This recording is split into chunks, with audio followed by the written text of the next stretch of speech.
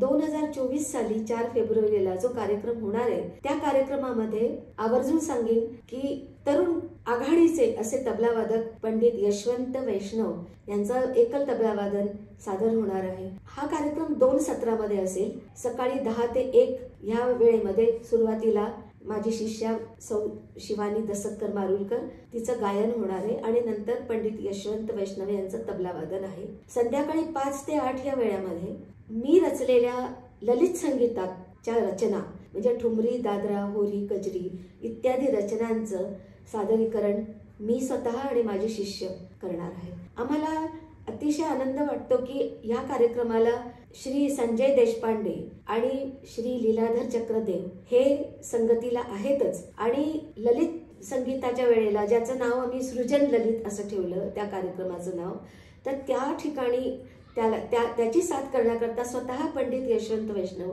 आहेत।